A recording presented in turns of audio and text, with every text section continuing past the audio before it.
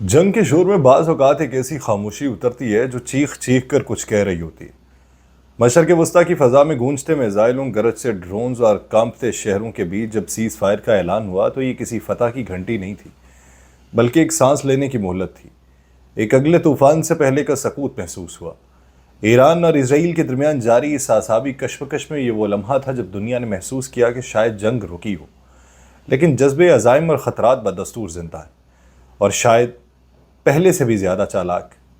पहले से भी ज़्यादा तैयार, पहले से भी ज़्यादा ख़तरनाक। ये सीज़ फायर नहीं,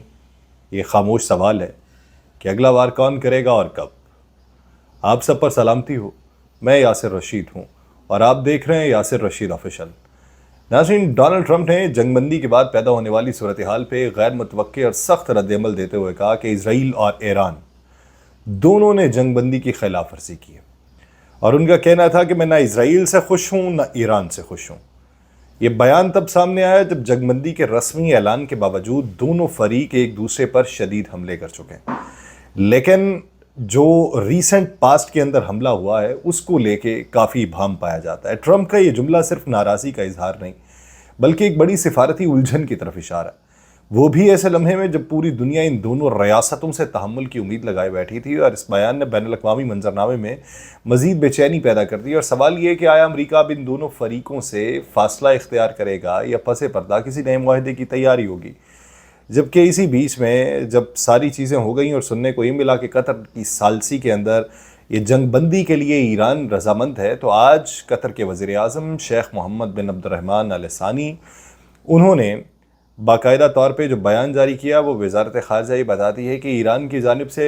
कतर में मौजूद अमरीकी फ़ौजी अड्डे पर किए गए हमले को कतर ने नाकाबिल कबूल करार दे दिया। और उनका बयान ऐसे वक्त में सामने आया जब ईरान ने इजरायली हमलों के जवाब में खित्ते में मौजूद अमरीकी तंसीबात को निशाना बनाया था, और इस हमले ने कतर को बराह रास्त इस तनाज़े की ज़द में ला खड़ा किया था। लेकिन फिर रात गए, उन्होंने कहा कुछ नहीं हुआ, मामला खल्लास। लेकिन शेख मोहम्मद का ये कहना है कि कतर एक खुद मुख्तार रियासत है जो अपनी सरजमीन को किसी भी किस्म की इलाकाई जंग के लिए इस्तेमाल होने की इजाज़त नहीं देगा। और उनका ये मौक़िफ़ ना सिर्फ ईरान को एक पैगाम देता है, बल्कि ये भी ज़ाहिर कर रहा है कि खलीज की रियासतें अब अपने अंदरूनी इस्तेहकाम और बैनुल अक़वामी ताल्लुकात के दरमियान नाजुक तवाज़ुन बरकरार रखने की कोशिश कर रही हैं। जबकि दूसरी तरफ ईरान की कौमी सलामती काउंसिल के जनरल सेक्रेटरीट का बयान एक सामने आया कि अजीम और साबिर ईरानी कौम सहूनी जारहियत के बाद इस्लामी जमहूरिया ईरान की मुसल्लह अफवाज के बहादुर फर्जंदों ने रहबर मुअज़्ज़म इनकलाब इस्लामी और मुसल्लह अफवाज के supreme commander Sayyid Ayatollah Ali Khamenei के हुक्म पर खुदा पर तवक्कुल करते हुए और दुश्मन की सरकशी के उरूज पर उस पर कारी ज़रब लगाकर अमरीकी जारहियत का जवाब कतर में वाक़े अमरीकी फ़ौजी अड्डे अल अदीद और दीगर मकबूजा इलाकों में मिज़ाइल हमलों की सूरत में दे दिया। वो ये कहते हैं कि आपकी बेदारी, इस्तकामत और बेमिसाल इत्तेहाद ही दुश्मन की शिकस्त की बुनियादी हिकमत अमली साबित हुए, और यही वो राह है जिसने इस्लाम और मुजाहिदीन मकावमत के लिए एक मुस्तकिल इस्तेहकाम की राह हमवार की है। वो मुजाहिदीन जो दहाइयों से बगैर किसी वक्फे के जिद्दत और कुर्बानी के साथ लड़ते आए। अब उनके सेक्रेटरीट जनरल की तरफ से अवाम के नाम ये भी कहा गया कि गुज़श्ता 12 दिनों में शोहदा के लहू, मुजाहिदीन की मुसलसल जिद्दोजहद और आपकी सब्र व बसीरत के बायस दुश्मन की हर जारहियत का बर वक्त और मुतनासिब जवाब दिया गया। और ये भी कहा गया कि आपने अपने तहम्मुल, हिकमत, मुजाहिदीन की कुर्बानियों और दुश्मन को सामने डटे रहने के सिले में जो अनमोल तोहफ़ा पेश किया है वो है ज़ालिमों की शिकस्त और रुसवाई, और ऐसा वाक़या जो तारीख़ के सफ़हात से कभी महव नहीं हो सकेगा। फिर ईरानी सेक्रेटरीट जनरल अपने अवाम को मुखातिब करते हुए कहते हैं कि ए बाशऊर ईरानी अवाम,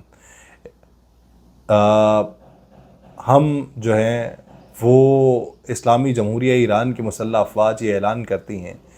कि इस लम्हे के बाद अगर सहूनी रियासत या उसके सरपरस्तों की तरफ से किसी भी किस्म की जारहियत का ख़तरा या बराह रास्त और फैसला कुन अगर कोई इकदाम उठाना पड़ा तो हम उठाएंगे। लेकिन पासदाराने इनकलाब फोर्सेस का एक बयान सामने आया कि हम जंगबंदी के बाद इसराइल पर किसी भी किस्म के हमले की सख्ती से तरदीद करते हैं। वो कहते हैं हमारी तरफ से ना कोई मिसाइल दागा गया, ना कोई हमला किया गया। जो भी धमाके या हमले इसराइली इलाकों में रिपोर्ट हो रहे हैं उनका हमसे कोई ताल्लुक नहीं है। हमें खदशा ये है कि इसराइल एक फॉल्स फ्लैग ऑपरेशन की तैयारी कर रहा है, यानी ऐसा हमला जो खुद कर दे मगर उसका इल्ज़ाम ईरान पर डाले ताकि जंगबंदी को सबूताज किया जा सके और ख़त्ते में कशीदगी को दोबारा बढ़ाया जा सके या भड़काया जा सके। یہ بیان بھی اس بات کی عکاسی کرتا ہے کہ ایران موجودہ سیز فائر کی فضا کو برقرار رکھنا چاہتا ہے، جبکہ اسرائیل پر الزام یہ ہے کہ وہ دانستہ طور پہ ماحول کو خراب کر کے جنگ کو دوبارہ چھیڑنا چاہ رہا ہے۔ یہی وہ نقطہ ہے جہاں جنگی بیانیہ اپنے منطقی سوالات کی چکی میں پسنے لگتا ہے۔ جب اسرائیل اور امریکہ نے بارہا کہا کہ ان کا مقصد ایران کو نیوکلیئر طاقت بننے سے روکنا ہے، ایران کی عسکری قیادت کو کمزور کرنا ہے اور خطے میں اس کے اثر و رسوخ کو ختم کرنا ہے، تو پھر سوال یہ کہ جب یہ تمام اہداف حاصل ہی نہیں ہوئے تو سیز فائر کیوں اور کیسا؟ یا پھر سوال یہ ہے کہ ان دو طاقتوں سے تو یہ نہیں ہوا، تو اب سیز فائر کا اعلان کر کے فالس فلیگ آپریشن کر کے دیگر طاقتوں کو ساتھ میں لا کے تو ہو سکتا ہے۔ نہ ایران نے یورینیم کی افزودگی روکی، نہ اس کی قیادت ٹوٹی، نہ عوام میں کوئی بڑی بغاوت ابھری، نہ اس کا دفاعی یا نیوکلیئر انفراسٹرکچر مکمل طور پہ تباہ ہوا، تو پھر کیا یہ سیز فائر اس بات کا اعلان ہے کہ اسرائیل کو ایک وقتی پسپائی کا سامنا ہے، یا پھر یہ سوچی سمجھی حکمت عملی ہے تاکہ اسرائیل اپنے دفاعی نظام کو دوبارہ منظم کر سکے؟ اس کے آئرن ڈوم جیسے نظام پہ مسلسل بوجھ پڑا اور بعض رپورٹس کے مطابق اس کے اعلیٰ ٹیکنیکل انفراسٹرکچر کے اوپر بھی دباؤ بڑھتا چلا گیا۔ کیا وہ ری انفورسمنٹ کی وجہ سے یہ ٹائم ٹیکنگ پالیسی لینا چاہتا ہے، ٹائم بائی کرنا چاہتا ہے؟ یہ بھی بعید از قیاس نہیں کہ اسرائیل کو اب اس جنگ میں وقتی سانس لینے کی ضرورت ہے تاکہ وہ اپنے اتحادیوں خصوصاً امریکہ سے نئی فوجی امداد، نیا فوجی اسلحہ اور سیاسی حمایت حاصل کر سکے۔ یہ سیز فائر اختتام نہیں بلکہ وقفہ ہو سکتا ہے جس کے پیچھے اسرائیل کی کمزور ہوتی عسکری حالت، داخلی دباؤ اور خطے میں بدلتے توازن طاقت کا عمل دخل ہو سکتا ہے۔ دوسری طرف امریکہ کے لیے بھی یہ جنگ جو ہے ایک پولیٹیکل رسک بنتی جا رہی تھی، خاص طور پہ ایسے وقت میں جب ڈونلڈ ٹرمپ کا سیاسی مستقبل، کانگریس کا دباؤ اور عالمی برادری کی سفارتی مداخلت روز بروز بڑھ رہی ہے، اور ایسے میں جنگ بندی ایک سفارتی چال بھی ہو سکتی ہے تاکہ عالمی حمایت کو برقرار رکھا جا سکے۔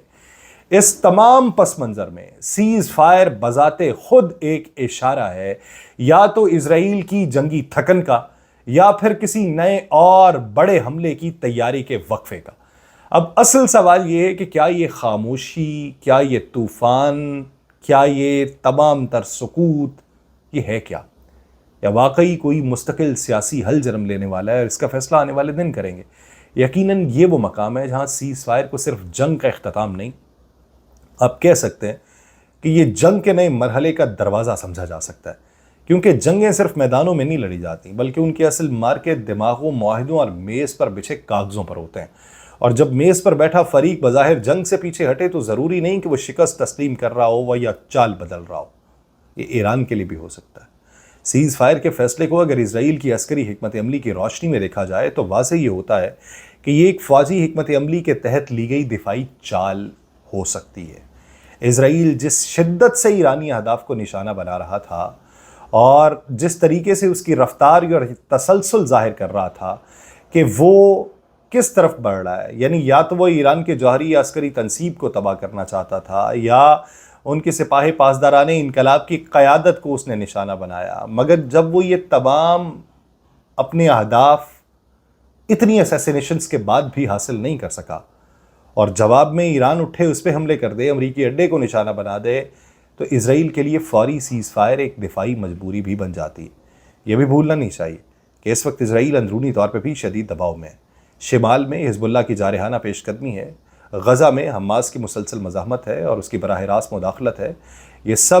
اسرائیلی اسٹیٹس کو کئی محاذوں پہ بیک وقت الجھا چکی ہے، تو یہ ان کی طرف سے ایک ٹرمپ کارڈ ہو سکتا ہے،